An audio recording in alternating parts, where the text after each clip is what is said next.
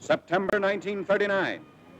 The German foe begins its ruthless march of conquest and sets the stage for World War II.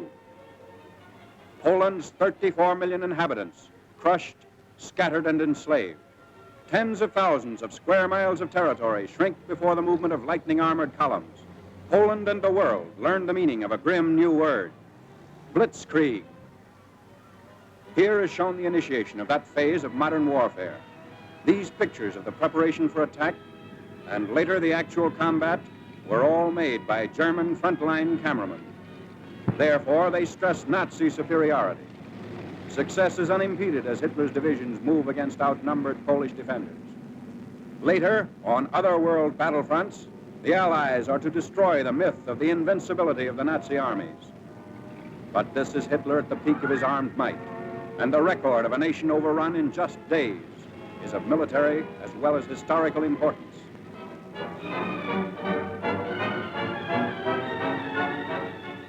The spark is set off in the free city of Danzig.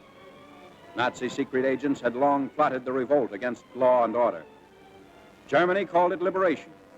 The world knew that Danzig represented the ignition of the European powder keg, the excuse for Hitler's hordes to begin their destructive campaign of conquest. Here is the historic last stand of Danzig's loyal defenders. They're entrenched in the city's post office and under repeated fire of Nazi-trained militiamen.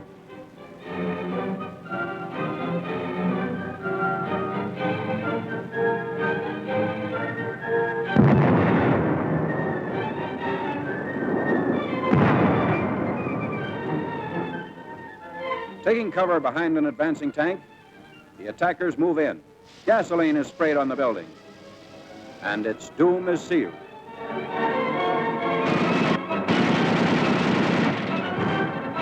On September 1st, Danzig is incorporated into the Reich, and all Europe is aflame. World War II is a reality. Nazi regulars move up. The Germans brazenly call it counterattack with pursuit. The civilized world knows it as the unleashing of unheard-of military might. With little to stand in their way, the Nazi divisions roar across the Polish countryside and reveal for the first time the machines and weapons that are to terrorize a freedom-loving people. Military observers see the Nazi lightning warfare as setting the style for modern battle. Only a well-devised counterblitz can stem the flanking and pincer movements of the wily Germans. The motorcycles bring up machine gunners for the opening of the attack.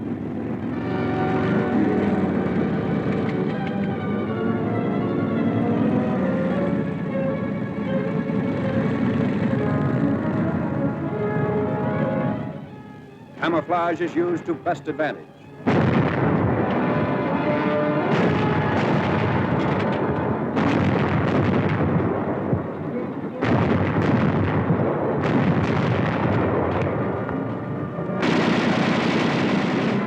Tanks speed the advance as a Polish town is about to fall.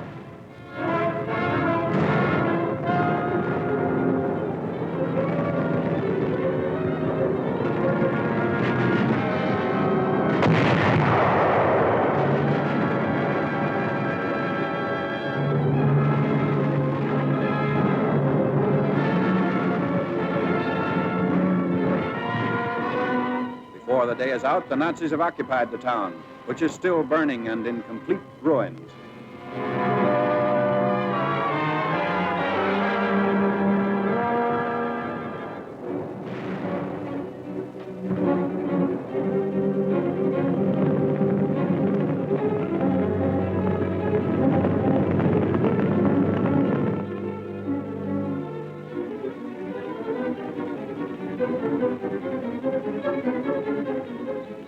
Wrecked equipment testifies to the Polish rout. There's no halt in the wrecked town. The military timetable calls for the rushing up of troops for more blitz attacks.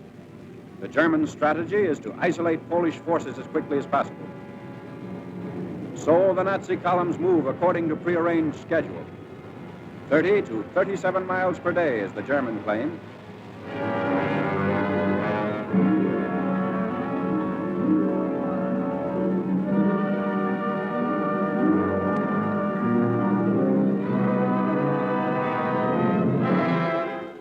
A strategic bridge across the Vistula River has been blown up by retreating Polish soldiers.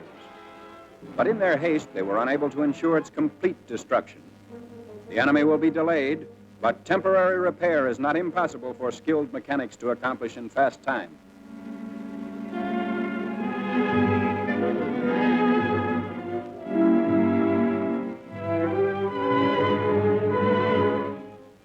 A German sapper detachment sent ahead of the fighting unit goes to work. These men are trained to construct emergency roads as well as bridges.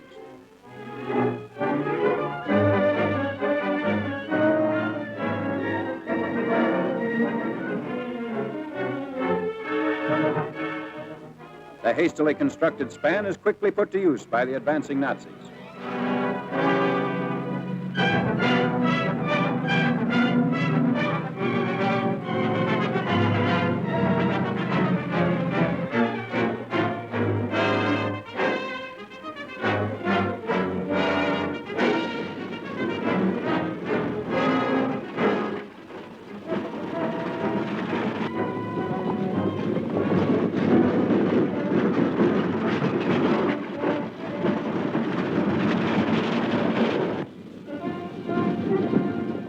Many units don't even wait for the repairs.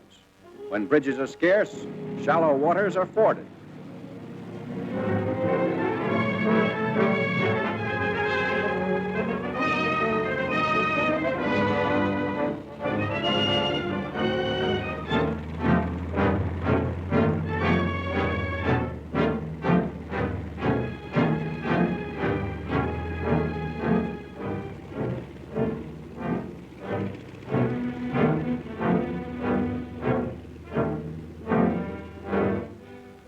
The blitz-minded German generals even defy fatigue.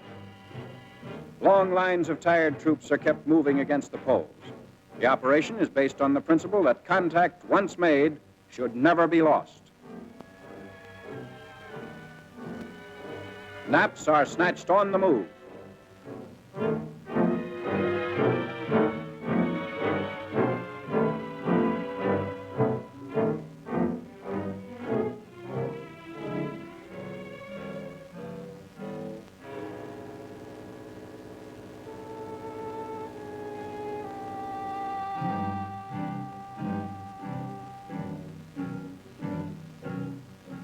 Complete halt comes only during the lull between battle movements.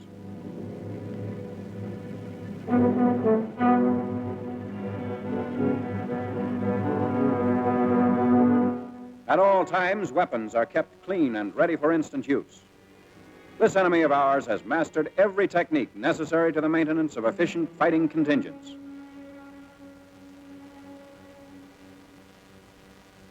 The Polish harbor of Gdynia.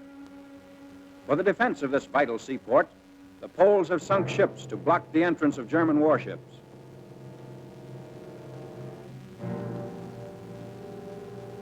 The Nazis direct their fire across the harbor. Military and naval forces are cooperating to bring about complete destruction of Polish defense installations.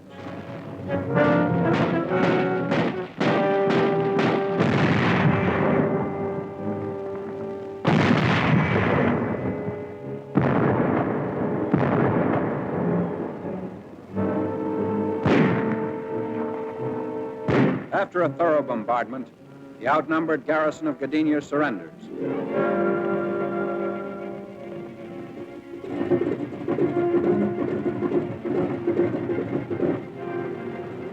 The Nazi air arm plays a major role in the wanton destruction of Polish territory. The method is now a familiar one. First reconnaissance planes go aloft to secure valuable photographic data. The aerial pictures will show the movement and position of Polish troops, and also the undefended sectors that will supply easy targets for Nazi bombs.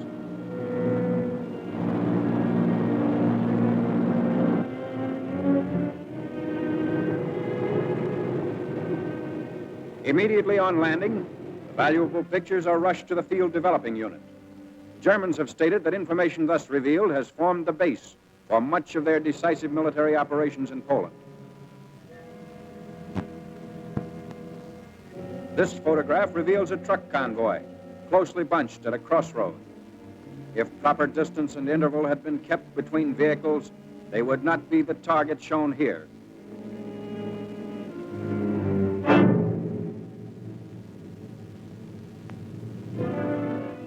ground and Air Force raids are worked out with greater unity through the use of the aerial photographs.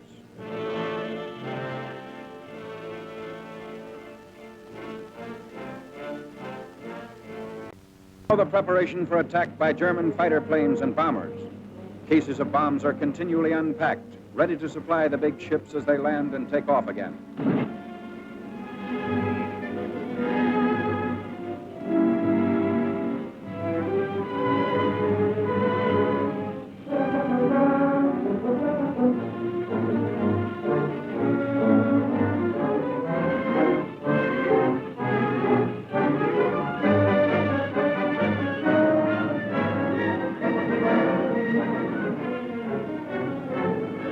Wave after wave of destructive aircraft leaves the field. They are assigned to swarm ahead of the land armies and destroy complete fortifications, batteries, marching troops, railway junctions, and important highway links.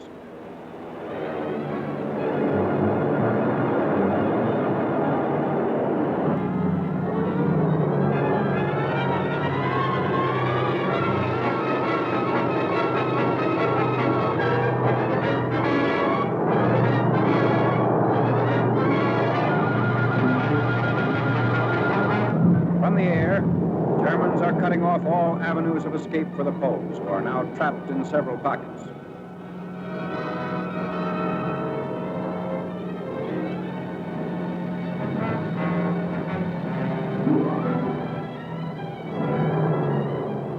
A Stuka dive bomber attacks an important railway junction. He swoops down thousands of feet before releasing his bombs.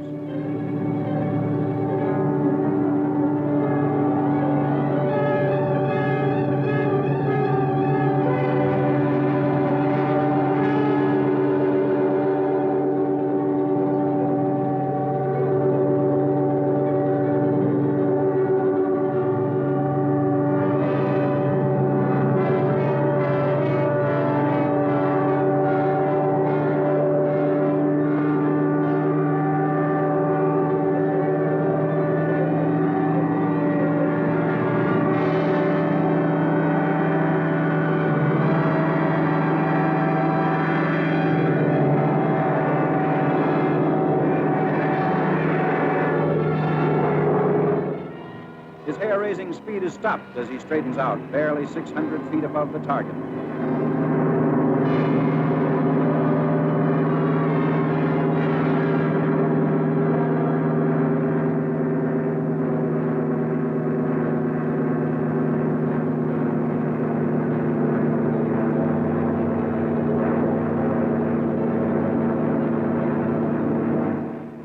The Polish anti-aircraft fire is not sufficient to hold off this winged enemy. An awful panorama of ruin spreads out below. Bridges and communications have been destroyed. The railroad at this point has been rendered useless.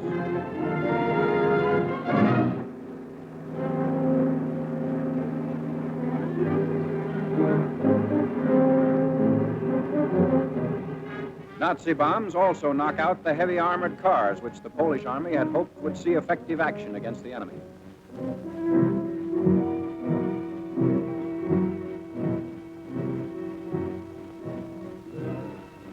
The siege of Warsaw. The big attack begins 31 miles outside the capital. Shells are dropped into Warsaw without let-up as day by day the Nazis forge a tighter ring of steel around the almost helpless city.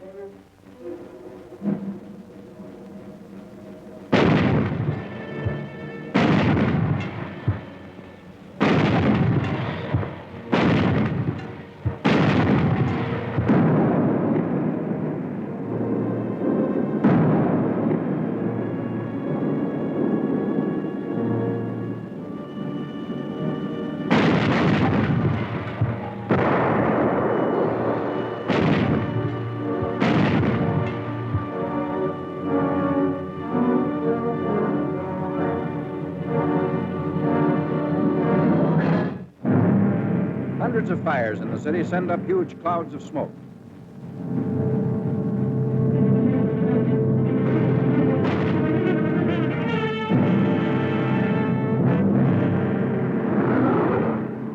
Warsaw is lost. A vicious Nazi attack has left the city in ruins. The Blitzkrieg has won the first round. In less than 30 days, Poland has fallen. Warsaw's final surrender comes on September 27th.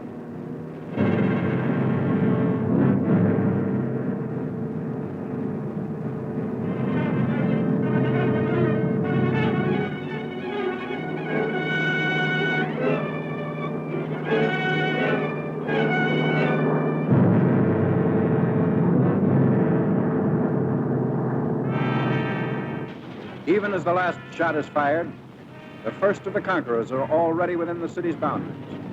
Here again, the wreckage testifies to the fury of the Nazi assault.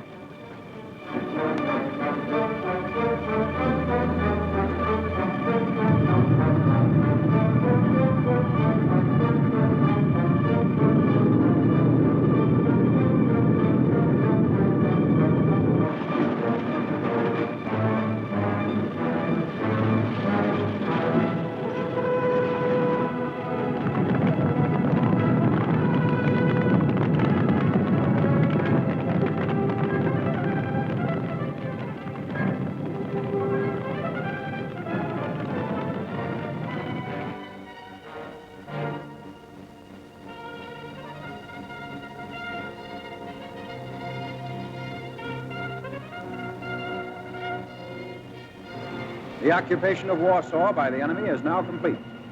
The Poles have fought bravely against this foe, but were overwhelmed by the sheer superiority of numbers and fighting equipment.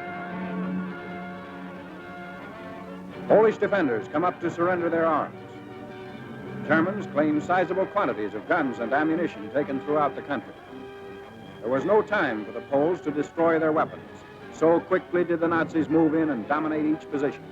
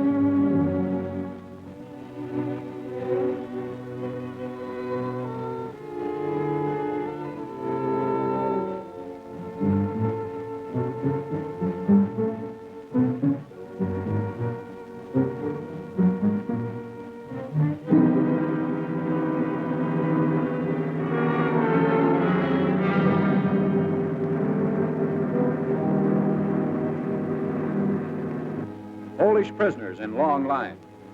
500,000 is the estimated total figure.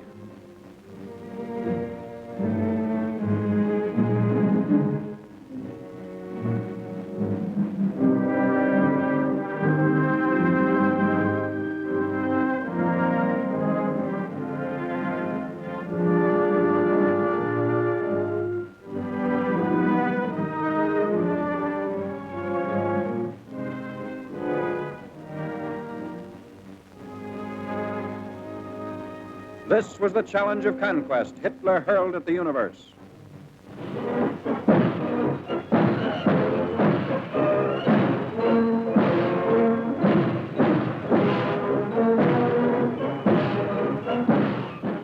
Arrogant, well-trained, the Nazis marched through Warsaw's streets.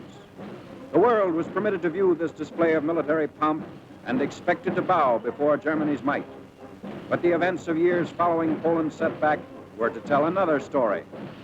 The Allies are fighting to prove that these goose-stepping legions are not supermen, that the events of September 1939 shall never happen again.